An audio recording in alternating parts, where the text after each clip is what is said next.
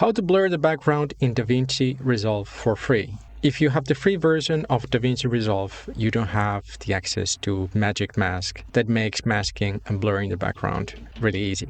However, we can create a similar effect for free, but there's one downside. Later in the video, I'll show you two alternative ways how you can create the same effect. But first, let's go over to DaVinci Resolve, where I can show you how to blur the background.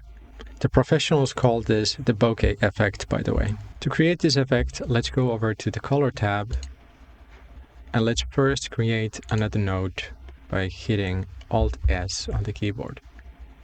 Now head over to the window tab and select the curve, this pen icon. And now let's loosely trace the edges of our movie star. And we want to leave a good margin around the edges. And close. Next, let's invert the selection by clicking here. So now it only applies to the outside of the mask. And then we can drop from the effects a Gaussian blur to the second node.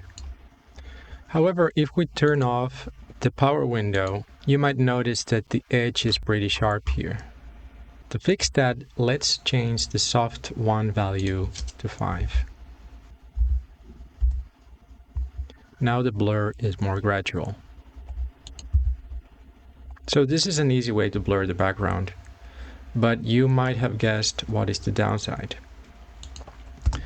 If you move a lot in the video, you might notice that, part of your head might get blurry or your hand look blurry, which might be something you don't want to have. So you can either try to stay more or less in the middle of the frame in the mask, or use keyframes to trace your movement inside the video.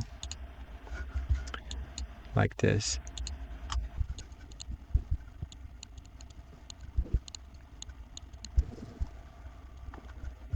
However, this is way too much work if you're moving a lot in the video.